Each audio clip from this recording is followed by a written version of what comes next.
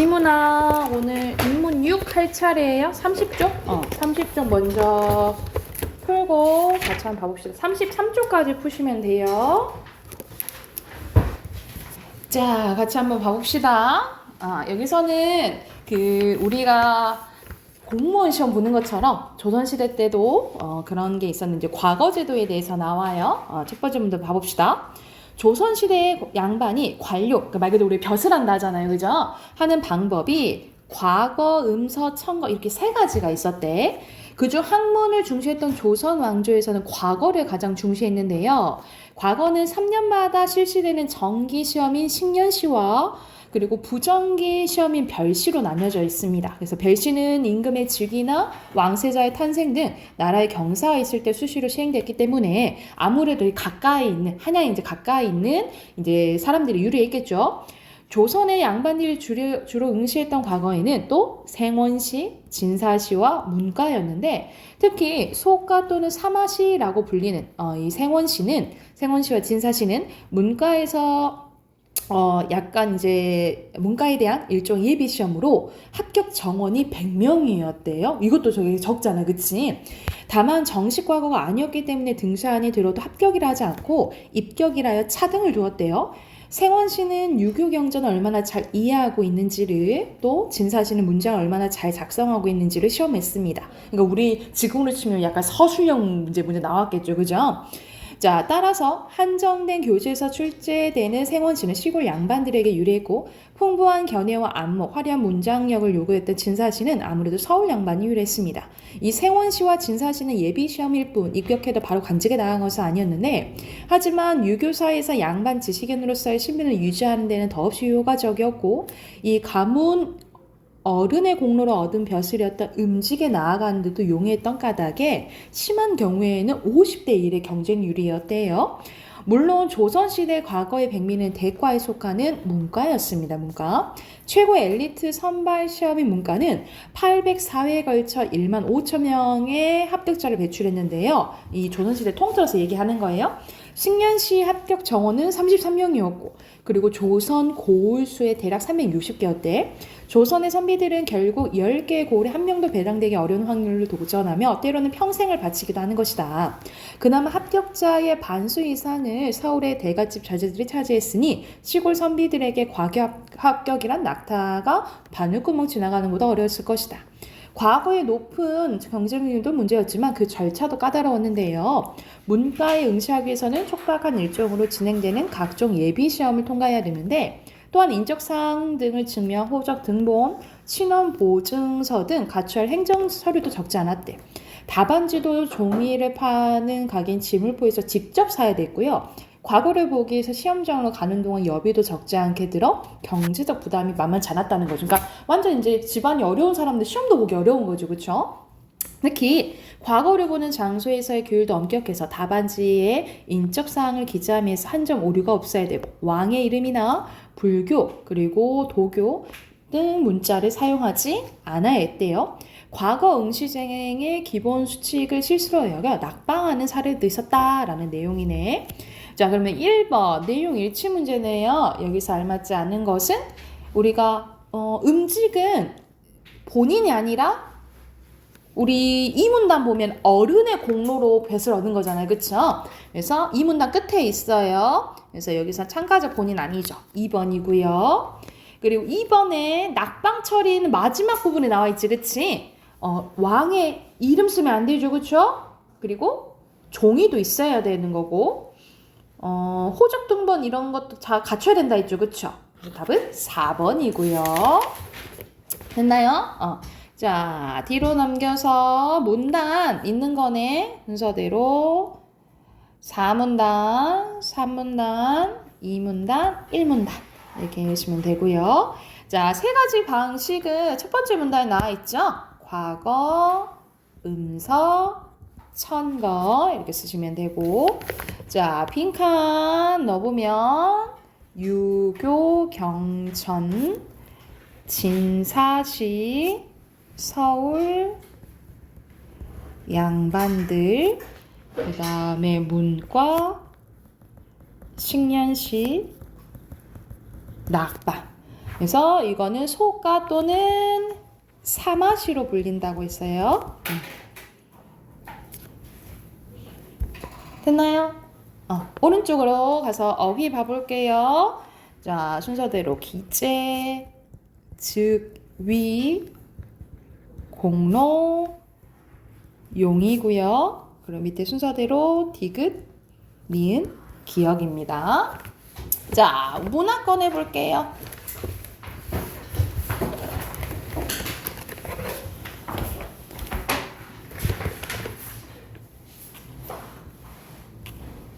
문학 오늘 62쪽 할 차례예요. 62쪽.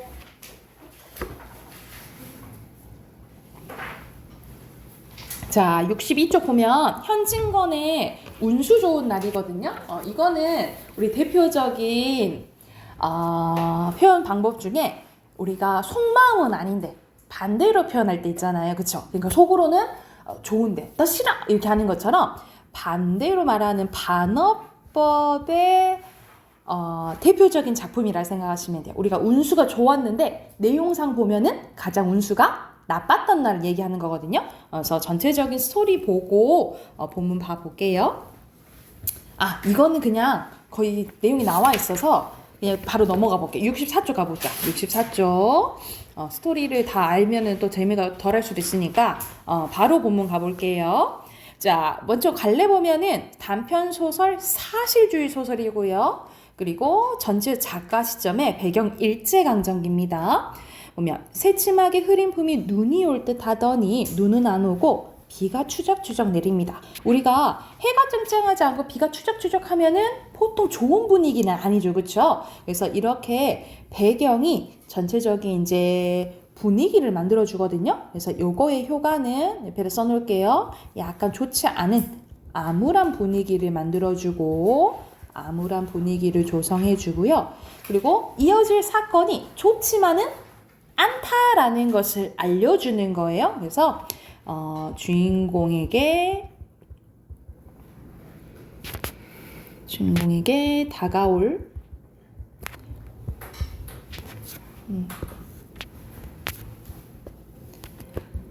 다가올 불행을 좀 암시한다 라고 보시면 됩니다. 우리가 이어질 사건이나 결말을 조금 암시하는 걸 복선이라 하거든요. 간단해서 이제 복선 역할도 한다 라고 생각하시면 될 것 같아요. 복선도 써놓자. 우리가 암시하는 걸 복선이라고 해. 이날이야말로 동서문안의 인력거꾼. 우리가 인력거꾼은 말 그대로 사람이 마찰이가 끄는 거예요. 그래서 이 선생님이 동그라미 친 거 있죠. 이거는 조금 시대적 배경을 알 수가 있다라고 보시면 돼요. 지금은 인력거꾼 없잖아요, 그치? 이거는 그때는 이제 좀 흔한 직업이었으니까. 노릇하는 김첨지에게는 오래간만에 닥친 운수 좋은 날이었대요. 문 안에 들어간답시는 앞집 마나님을 전찻길까지 모셔다 드린 것을 비롯하여 행여 나 손님 있을까 하고 정류장에서 어정어정하며 내리는 사람 하나하나에게 거의 비는 듯한 눈길을 보내고 있다가 마침내 교원인 듯한 양복쟁이를 동강학교를 태워다 주기로 되었다. 첫 번째는 30천. 여기 전도 동그라미 이렇게. 우린 지금은 돈 단위가 원이잖아요. 그쵸? 여기 이제 전인 거지. 그리고 2째 번에 50점.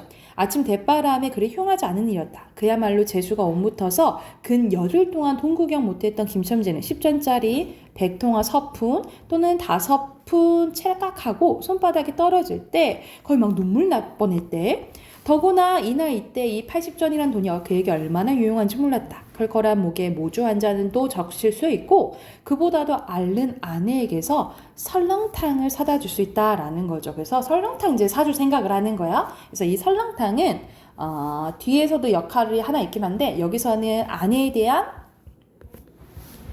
좀 사랑을 의미한다라고 보시면 될 것 같아요. 설렁탕은 아내에 대한 이제 사랑을 의미하는데 그의 아내가 기침으로 쿨룩거린 벌써 달포가 넘었다. 아픈 지가 꽤 된 거예요.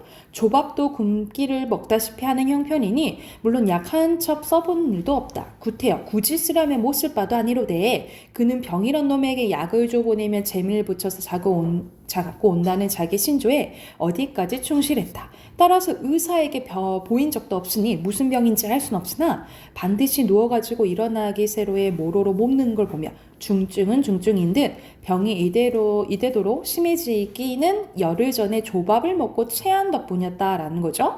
그때도 김첨지가 오래간만에 돈을 얻어서 좁쌀 한 대와 10전짜리 나무 한 단을 사다 주었더니 김첨지의 말에 의하면 그년이 천방지축으로 냄비를 대고 그렸다. 그러니까 마음은 급하고 불길이 닿지 않아 채 익지도 않은 것을 그년이 이런 식으로 약간 비속어가 나오죠, 여러분. 이렇게 이제 비속어는 어떤 이제 효과가 있냐면 말 그대로 진짜 그렇게 얘기하는 약간 사실감, 사실성, 약간 현실성을 높여주는 효과도 있고요. 그리고 보통 약간은 막 비속어 쓰는 게 교양 있지는 않잖아, 그치? 그래서 약간 하층민의 삶을 약간 사실적으로 보여주는 효과도 있다라고 보시면 될 것 같아요. 그년이 숟가락으로 고만두고 손으로 움켜 막 두 뺨을 주먹덩이 같은 혹이 붉어지도록 막 누가 빼앗는 듯이 막 먹더니만 처박질하더니만 그날 저녁으로 가슴이 땡긴다 배가 캥긴다 하고 눈을 헛뜨고 막 지랄 병을 했대. 막 이런 식으로 이제 비속어 나오죠. 그때 김첨지는 열화와 같은 성을 내며 에이 조랑복은 할 수도 없어. 못 먹어도 병 먹어서 병 어쩌란 말이냐 왜 눈을 바로 뜨지 못해 하면서 이제 김첨지는 약간 이제 아내한테 다정한 스타일이 아니라 약간 친데레 전형적인 사람이라고 생각하시면 돼요. 엄청 이제 조금 함부로 대하는 거지. 그래서 김첨지는 앓는 사람 뺨을 막 후려 갈겼대. 홉든 눈을 조금 바로졌건만 이슬이 맺혔다. 김첨지의 눈시울도 뜨끈뜨끈하긴 했대. 그러니까 이렇게 때려놓고 마음으로는 좀 쓰이는 거지. 왜 이렇게 살기도 힘든데 먹어서도 이렇게 아프냐 이런 이제 속으로는 이제 아내에 대한 약간 안쓰러움이 있는 거예요. 이 환자가 그러고도 먹는데 물리지는 않았다. 4일 전부터, 우리 4일 전 이제 3일 전이죠. 설렁탕 국물이 마시고 싶다고 남편을 막 조른 거야. 이런 조밥도 못 먹는 이 설렁탕을 또 처먹어 지랄을 하게 하고 야단을 쳐보았구만. 못 사주는 마음이 이렇게 편치는 않았대요. 그러니까 완전 친데레지, 그치? 이제 설렁탕을 사줄 수 있다. 돈 벌었으니까. 앓는 어미 곁에서 배고파 보채는 개똥이 애기가 있어요. 죽을 사줄 수도 있다. 80전에 손을 쥔 김첨지는 마음이 넉넉했던 거예요. 자, 뒤로 넘겨서 그리고 집을 나올 때 어떤 일이 있었냐면 아내의 부탁이 약간 마음이 캥겼대. 앞집 마나님한테 부르러 왔을 제 그 병인은 그 뼈만 남은 얼굴에 유일한 생물 같은 유달리 크고 온북한 눈에다 애걸하는 빛으로 오늘 나가지 말아요. 제발 덕분에 집에 좀 붙어 있어요. 내가 이렇게 아픈데. 그러니까 그날따라 김첨지한테 나가지 말라고 이제 부탁을 한 거야. 그래서 왜냐면 약간 뭔가 안 좋은 일이 생길 것 같아서 이제 잡았던 거지. 그래서 여기도 약간 비극적인 약간 결말을 암시하는 부분이라고 보시면 돼요. 하고 모기 소리같이 중얼거리며 숨을 거르렁거르렁 하였다. 그때 김첨지는 대수롭지 않은 듯이 아따 젠장맞아 빌어버릴 소리 다 하네. 맛부터 앉아있으면 누가 먹여 살 줄 알아? 하면서 나가지 말라도 그래. 그러면 일찍 들어와요 라고 했다는 거죠. 정거장까지 가자 말을 들은 순간 경련적으로 떠는 손, 유달리 큼직한 눈, 울듯한 아내 얼굴이 김첨지 눈앞에만 어른어른거렸대. 그래, 남대문 정거장까지 얼마란 말이요? 하고 학생은 초조한 듯이 물었는데 인천차가 11점에 있고 그 다음이 새로 2점이던가? 그러면 이런 50점만 주십시오. 이 말이 저도 모르게 불쑥 김첨지의 입에서 떨어졌다. 제 입으로 부르고도 스스로 그 엄청난 돈 액수에 놀랐다. 그러니까 조금 크게 부른 거야. 돈 달라는 돈을. 한꺼번에 이러한 금액을 불러라도 본지가 얼마인가. 그러자 그 돈벌 욕기가 병자에 대한 염려를 사르러 말았다. 설마 오늘 안으로 어떠랴 싶었다. 그러니까 자기도 약간 불안했지만 혹시 뭐 오늘 안으로 뭐 죽겠어? 이렇게 생각을 했던 거지. 무슨 일이 있더라도 제2의 행운을 곱친 것보다 오히려 갑절이 많은 이 행운을 놓칠 수 없다 하였다. 이런 50점 좀 너무 과한데? 아니오시다. 이수로 치면 여기서 거기가 15리가 넘는답니다. 또 이런 진날엔 비 온다 했잖아, 그치? 이런 진날엔 좀 더 주셔야죠 라고 하니까 아, 그럼 달라는 대로 줄 테니 빨리 가요. 관대한 어린 손님은 그런 말을 남겨 총총히 옷을 입고 짐도 챙기러 갈 때로 갔다. 그 학생을 태우고 나서 김첨지의 다리는 이상하게 거뿐하였는데 다림질을 한다니보다는 거의 나는 듯했는데 바퀴도 어떻게 속히 도는지 구른다니보다 마치 얼음을 지쳐 나간 듯 스케이트 모양으로 미끄러져 갔다. 왜냐면 이제 돈을 버니까 기분이 좋아가지고 이제 간 거죠. 언당에 비가 내려 미끄럽기도 했지만 근데 이윽고 다리가 무거워졌는데 왜냐면 자기 집에 가까워지니까 누가 생각나? 아내가 생각나잖아. 그래서 몸이 좀 무거운 거야. 오늘은 이렇게 나가지 말아요. 내가 이렇게 아픈데 하고 막 그게 막 들린 거예요. 그래서 개똥이 울음소리 들린 것 같고 자꾸 아른아른 걸리는 거예요. 뒤로 넘겨서 그런데도 불구하고 이제 일을 하루 종일 합니다. 그러고 나서 이제 돈을 보고 집으로 바로 안 가고 여기 좀 이제 중약돼 있거든요. 근데 집으로 바로 안 가고 이제 말 그대로 이제 그 술집에 가요. 술집에 가서 술을 먹는데 거기서 이제 지인을 만나. 근데 막 지인이랑 술 먹다 뭔 말 하냐면 우리 아내 죽었어. 이런 소리를 해. 그래서, 무슨 소리야? 죽었어? 그러니까, 농담이야 하면서 이제 술을 먹고, 왜냐면 그 마음이, 그러니까 불안한 마음이 이제 입 밖으로 나왔던 거지. 그래서 불안한 마음을 가지고 이제 설렁탕을 사가지고 또 집에 갑니다. 이제 집에 가는 상황인 거야.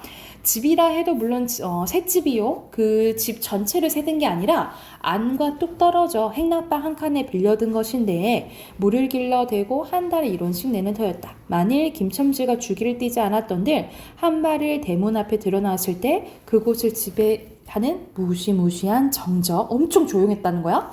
폭풍우가 지나간 뒤 바다 같은 정적에 다리가 떨렸으리라.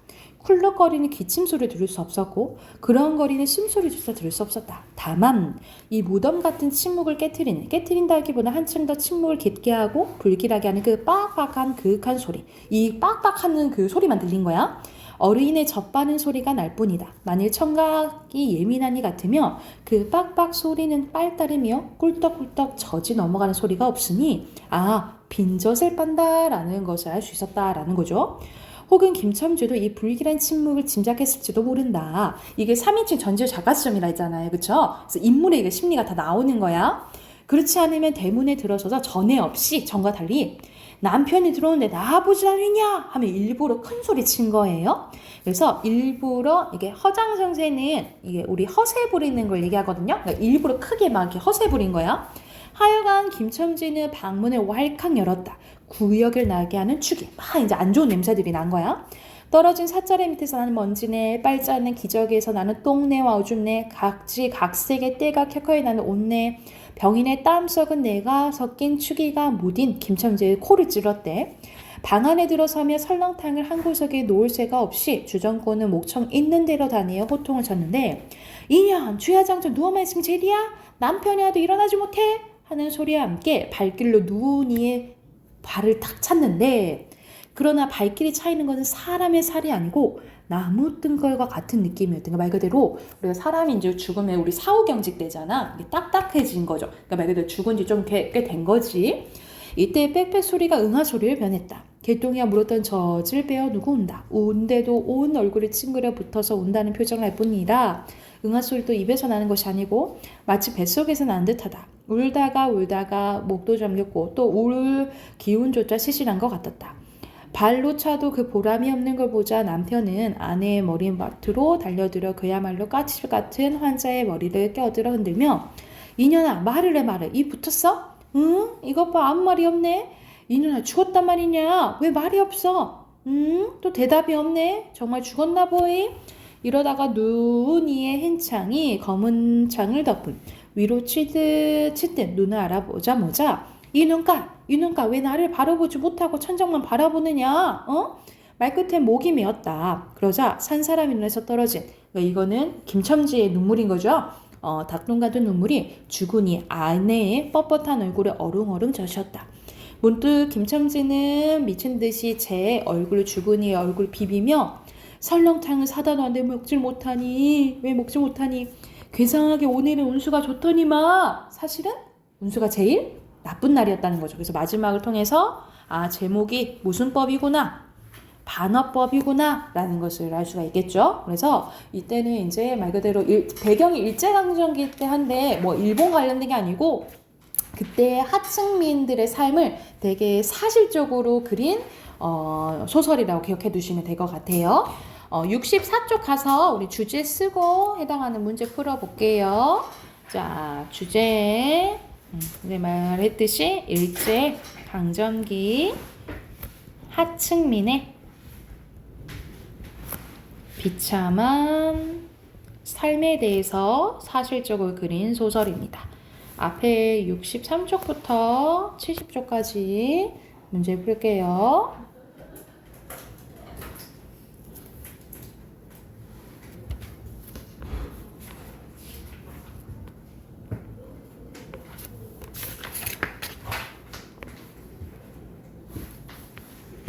다 했죠? 답 확인해볼까요? 자, 63쪽 순서대로 김첨지는 좋긴 하지만 불안했죠, 그쵸? X, O, O, O고요.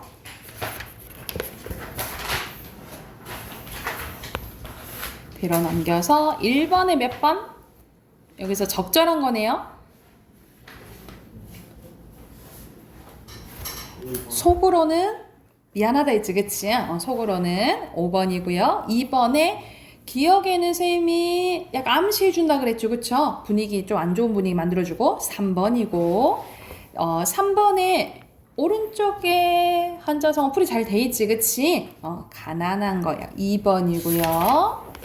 자, 뒤로 넘겨서 자, 4번에 윗글에 대한 설명으로 적절한 것은 여기서는 쭉 진행되다가 얼마 전부터 달포 전부터 아내가 아픈 상황이 나와 있잖아요, 그쵸? 그래서 5번이고요. 5번에 알맞지 않은 것은 4번 뭐 깎아주는 거 없죠? 그리고 6번에 알맞지 않은 거 여기서는 김첨지 지금 돈을 버니까 거뿐한 거였지, 그치? 4번이고요.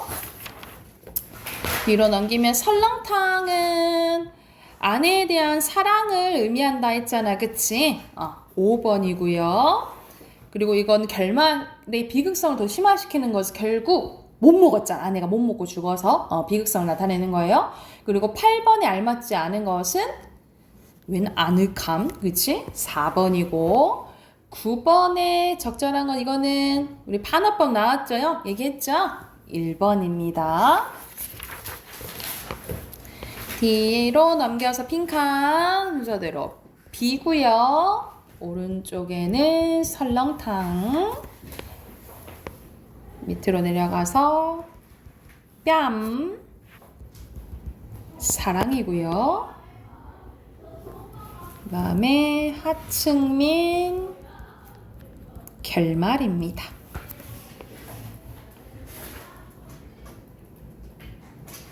됐나요? 우리 다 했으면 우리 문법 채점하러 갈까요? 숙제 있었죠? 116조 뒷부분에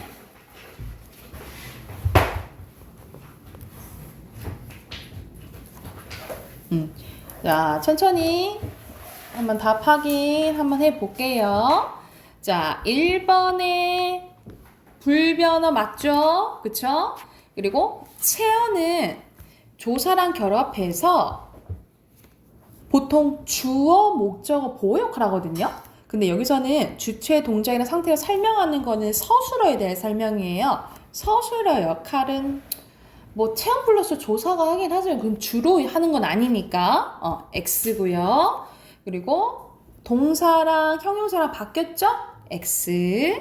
4번 수식어이면 좀 더 가세하고 구체적인 거 맞죠? 그리고 수식어, 독립어, 용어는 조사랑 결합하지 않고 단독으로 쓰냐? 조사랑 결합하지 않는 거 있다 했지? 뭐 결합하지 않는다 했죠? 뭐라고? 정말 뭐라고? 독립어. 감탄사랑 관형사랑은 결합 안 해요. 그래서 여기서는 X겠죠. 결합할 수 있으니까. 6번에 6번이 아니다. 용언이 아니고 체언이죠. X. 7번에 맞죠. 5예요. 자, 8번의 빈칸 순서대로 체험, 그 다음에 이름, 대명사, 그리고 11번에 활용, 12번에 용언, 13번에 이다, 14번에 감탄사고요. 그리고 15번에 품사의 개수 잘못 파악한 것은 여러분 조사부터 가보자. 4개인지? 하나, 둘, 셋, 넷. 맞네요. 그쵸? 그리고 동사는 알아듣겠어. 의미한다 되지. 의미한다. 2개 맞네요. 관형사는 그 하나밖에 없는데, 그치? 1개네요. 3번이네요, 다. 3번이고요. 자, 옆으로 가서 순서대로 이어볼게요. 체연, 수식어, 관계형, 독립어, 용언, 그리고 수식어. 됐죠? 그리고 관계형 모두 찾았으래요. 그래서 동그라미 칠게. 는, 이다. 2개고요. 24번에 가, 까지, 에서. 25번에 과, 는, 를. 26번에 만, 도. 아셨죠? 혹시 선생님 하다가 이상하면 얘기하세요. 아셨죠? 자, 여기서는 체언에 해당되는 거 뭔데 쓰래? 선생님이 표시할게. 여기서는 제주도, 셋째, 너희, 거기. 여기서 명사는 제주도, 그리고 대명사는 너희, 거기. 수사는 셋째 쓰시면 되고요. 용언에 해당되는 거 선생님 또 동그라미 칠게요. 용언에는 움직이다, 슬프다, 뜨겁다죠. 그래서 동사는 움직이다, 그리고 형용사는 슬프다, 그리고 뜨겁다 이렇게 쓰시면 되고, 나머지가 수식어이죠. 과연, 쿵쿵, 모든, 특히, 헌. 나머지가 다 수식어이에요. 그래서 여기서 부사는 과연, 쿵쿵, 특히, 그리고 관형사는 모든, 헌이에요. 자, 또 연결해보자. 감정 나타내는 기억, 부름, 여기서는 대답, 감정 이렇게 하면 되겠죠. 그리고 이것도 바로 연결하는 거네. 아무 연필이니까 이거 관형사, 거기, 대명사, 둘째, 수사, 국어, 명사, 크다. 기본형이 크다죠, 그쵸? 그러면 형용사, 안, 부사, 가다, 기본이 가다니까 동사, 이니, 조사, 허허, 감탄사.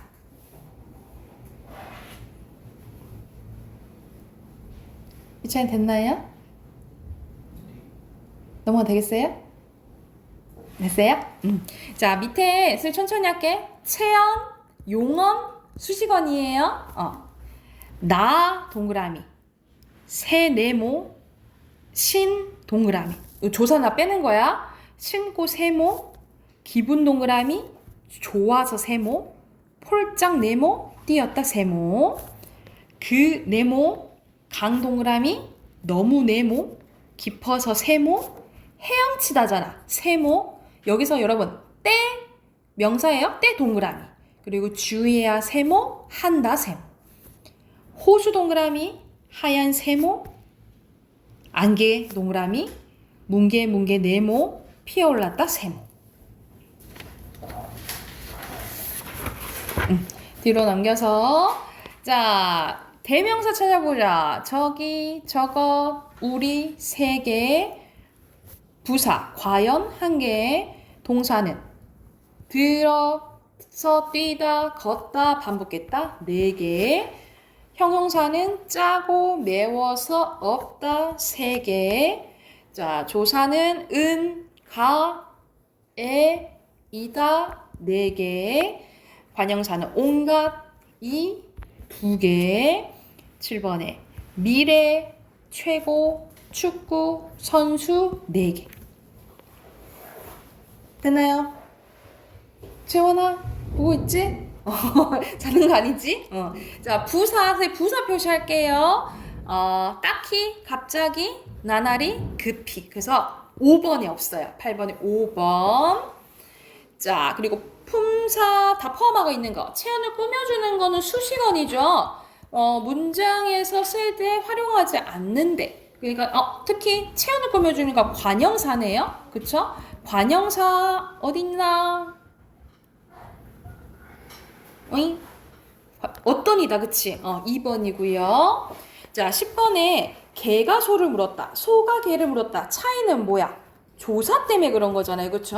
이 조사는 단어와 단어의 관계 나타내 주는 거예요. 4번이고요. 11번에 품사가 잘못 연결된 것은 2번입니다. 여러분, 두는 뭐 꾸며주고 있어? 번째 꾸며주고 있지, 그치? 그래서 얘는 수 관형사예요. 관형사. 그리고 12번에 수식어이 아닌 거. 수식어는 부사, 관형사가 아닌 거 오르는 거잖아요. 그쵸? 여기서는 형태가 변하는지 안 변하는지를 봐야 돼. 얘네들은 불변어잖아. 차갑다는 형용사죠? 3번이고요. 그리고 여기서 사용되지 않는 거. 우선 명사 있는지 봐볼까? 명사 너무 있다. 그치? 명사 땡. 동사 돌아섰다 있잖아요. 땡. 부사는 얼른. 이게 나오네. 그치? 형용사는 맑고 검다. 있죠? 관형사 없네요. 5번이에요. 또 넘겨서 14번 가볼게요. 14번에 수사 쓰이지 않는 거. 수사 동그라미 칠게. 둘, 셋, 다섯, 둘. 없는 거 3번. 여기서 첫째는 주 꾸며주니까 수 관형사예요. 그리고 15번에 감탄사가 쓰이지 않는 것은 4번이죠. 이때 청춘은 명사. 16번에 알맞지 않은 거. 여기서는 더욱 냉큼은 부사잖아요. 근데 사물이나 성질이나 상태 나타나 이거 형용사에 대한 설명이에요. 그래서 답은 4번입니다. 오른쪽에 품사가 다른 것을 웃는다, 모른다, 얼다, 기다린다 되지? 녹는다 안 되죠. 그쵸? 5번입니다. 얘만 형용사고 나머지는 동사예요. 자, 18번에 잘못 연결된 거. 열심히 부사 맞고요. 믿음은 뭐야? 이건 뭐 믿음은 명사지. 2번이에요. 여러분 보통 음이 붙어가지고 완전히 명사가 된 것도 있고요. 여러분 이거 헷갈리면 안 돼. 선생님 믿다잖아요. 이렇게 해버리면 안 돼. 우리 음이 돼서 완전히 명사가 된 것도 있고 막 예를 들어서 깨끗이 이런 것처럼 이가 붙어서 완전히 부사가 된 것도 있어요. 그래서 여러분 깨끗하다는 형용사니까 이렇게 생각하면 안 돼. 보통 음이 돼서 아예 명사 된 것도 있고 이가 붙어서 아예 막 부사가 된 것도 있어요. 그거 구별하셔야 돼요. 아셨죠? 자, 그리고 하나 더 있죠? 1번에 여기서는 알맞은 것은 5번이고요. 자, 여기서는 딱 봐도 형태가 변하냐 안 변하냐지? 1번이고 자, 3번에 알맞지 않은 것은 4번이거든요. 뭐 때문에 틀릴까? 이거 맞는 거구나. 이거 맞는 거죠. 그래서 이렇게 아예 이런 많이 이런 것처럼 이렇게 완전히 부사로 바뀐 거 있다고. 이거는 뭐 때문에 틀렸어요? 한두세 이거는 수 관형사고요. 관형사. 푸르다. 사다 때문에 틀렸네. 그치? 동사니까. 그리고 3번은 큰 때문에 틀렸고 형용사죠. 그리고 5번에 지수야 때문에 틀렸죠. 그죠? 그리고 4번 순서대로 바로 쓰는 거야.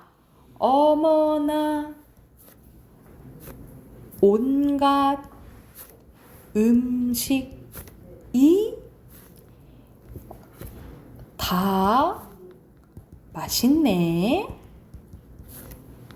여기에 친구와 함께 와야겠다. 이렇게 쓰면 되겠죠. 됐을까요? 넘어가도 되겠나요? 정말 됐어요? 유치원 됐어요? 자, 여기서는 선생님이 명사, 대명사, 수사 표시할게요. 이렇게 표시할게. 너는 어디가 제일 좋니? 이렇게 되겠죠, 그쵸? 영재가 여기에 첫째로 왔대요. 2번이네. 그럼 나머지 것도 표시할게. 그녀는 둘째 줄에 서 있었다. 이거니까 이거는 관형사로 봐야겠네. 나는 나비 한 마리를 모았다. 우리 동네 목욕탕은 매월 첫째 주 화요일 날 쉰다. 여기는 수사 없죠, 그쵸? 이거 수관형사니까, 그치? 이렇게 생각하시면 돼. 이것도 수관형사야. 이렇게 생각하시면 돼요. 됐죠? 됐나요? 자, 6번에 품사에 대한 설명을 옳은 것은 여기서 품사 세봐야겠네. 하나, 둘, 셋, 넷, 다섯 개 쓰였네요. 그죠? 용언 중에 동사만 쓰였냐? 아니, 형용사도 있잖아. 형용사도 있어요. 그리고 용언을 꾸며주는 부사가 있냐? 부사 있네. 3번이네요. 자, 넘겨서 7번에 내 동생의 옷을 꾸며줘야 되겠네. 그치? 관형사가 들어가야 되고 빨리 되니까 부사가 들어가야 되겠죠? 4번이네요. 그리고 8번 8번 봐보자.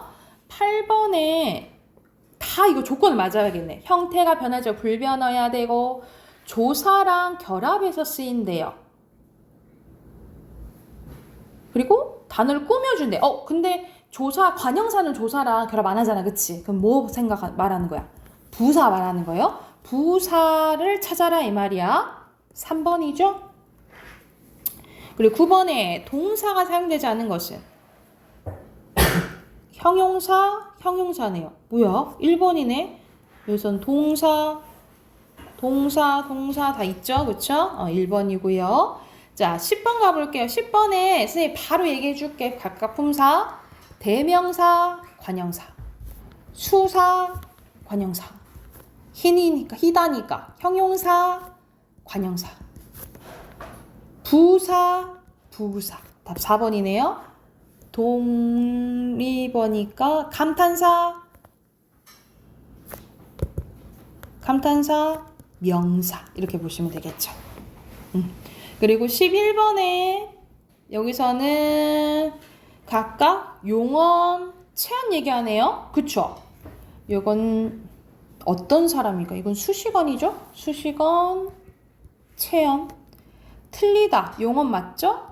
그리고 첫째 날이니까 이거 관형사예요. 열심히 수식어, 무엇? 체언. 다르다. 용언, 어디? 체언이죠. 답 4번이네요. 새롭게 여기서는 이거 용언, 그런, 수식어 이렇게 보시면 돼요. 자, 좀 남았네. 들어 넘겨서 12번 봐볼게요. 12번에 여기서 순서대로 보면 이거 대명사예요. 더니까 부사, 빛난다 되죠? 그럼 뭐야? 동사, 그치? 동사. 곳은 명사, 없다가 형용사겠죠. 그쵸? 그래서 알맞지 않은 것은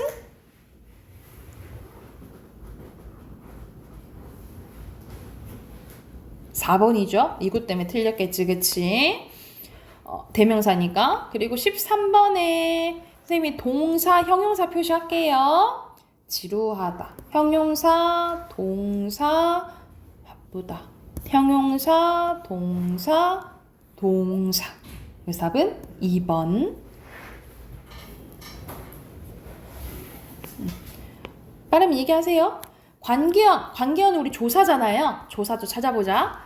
표시 이, 가, 이 3개. 에서, 은, 를 3개.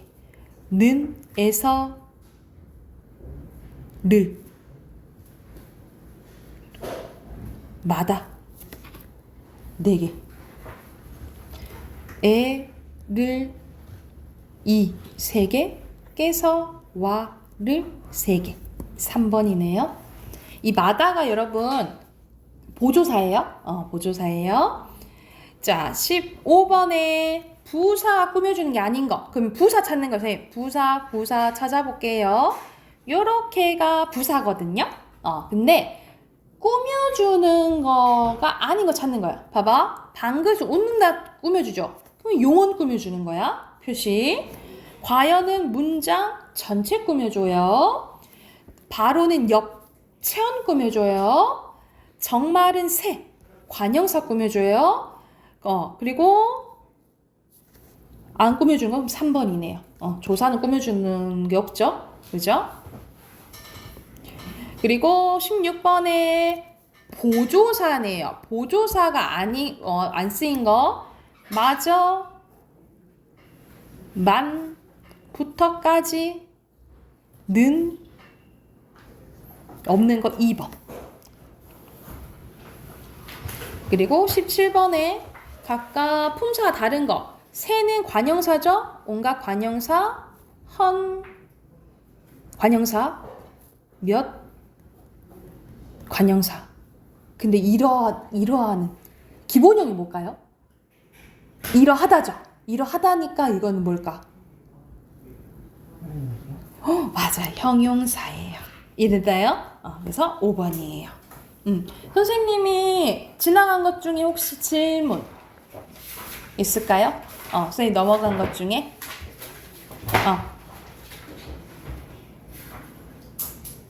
질문하실 사람 하세요. 이찬이 있어요? 없어요? 그러면 오늘 여기까지 하고 내일 선생님 월마평가 본다 했나요? 내일 이 품사 관련 시험 한번 볼게요. 시험 한번 보고 여러분 너무 부담 갖지 말고 가볍게 보고 내일은 단어 틀린 거 있죠? 틀린 것만 써오세요. 아셨죠? 그리고 품사 공부해오세요. 내일 시험 보니까 여기까지 합시다.